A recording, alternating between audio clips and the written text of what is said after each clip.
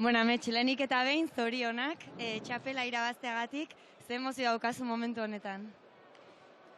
Lehenik eta ezagite esan emozio asko nahasten dira, eta poza izugarria, beste aldetik pozarekin bat etxeko ez oro izen zara, eta askotan poza ederrena izaten da ingurukoekin banatu zen ezagenean, eta gero batzutan norbait falta zaizunean poz hori banatzeko pixkat zimurba gelditzen zaizu, baina holako daugat naspila bat barruan, baina pozik nago eta egia esan momentu ederra da, bere poz eta tristuratxo eta guzti. Pozik zaude gaur egindako lanarekin?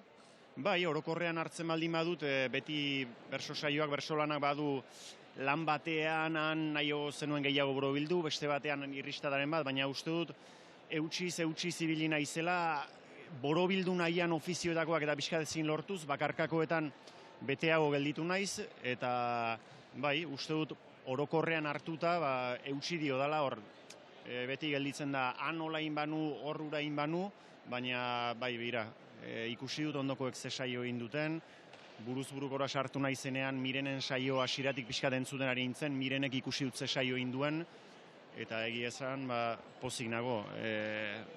Mirenek uste dute zinez dena merezi zuela, eta txapeldun jarri banaute esker eta zerbait ingo nula pentsatzen dut, eta orduan oso pozik nago alde hortatik.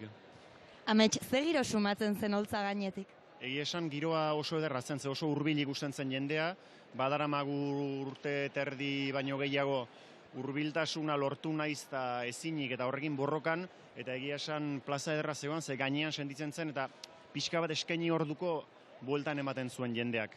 Eta orduan giro ederra zegoen, eta gozatu dut alde hortatik. Azken agurrean, batez ere mugari buruz hitz egin duzu, bazenuen horri kantatzeko beharra? Bai, nien daiarra naiz, eta muga ertzeko errealitatea aski hurbiletik ezagutzen dut, eta egunero muga ertzortan gaur egun gertatzen ari dena ere bai. Eta orduan, uste dut zaila dela ulertzen nola gertatzen ari den badakigun eta gertatzen segitzen duen, eta behintzat eskurik ezpada begirada bat luzatzea beharrezkoa dela, eta gero azken hilabetetan izandako gertakariak agian ez dira berriz izango, denok, baina batez ere horren ardura dutenek beste jokabide bat eta humanismo pixkat erakusten badute. Amets, ukatzeko hau ez da zure lehenengo txapela, baina nola aspatuko duzu? Lortu duzuna? Esan ezakit, orain arte txapelaren bidea improvisatuz egin dut, eta txapela jantzita gero improvisatzen segituko dut, eta ikusiko dut arratsaldeak iluntzean naraman. Zorionak, bihotz-bihotzez eta gozatu txapel hori. Amets Arzailu zen hitzak, gogoratu hitzatik hortzeran bihar unerik onenak, bertsoaldirik onenak entzuteko aukera izango dela, zema gauza eder esan dituen, Ametsek elkarrizketa horretan bebai, ez da? Sentimentu dantza izan duela final honetan, sentimentu gazi gozoa,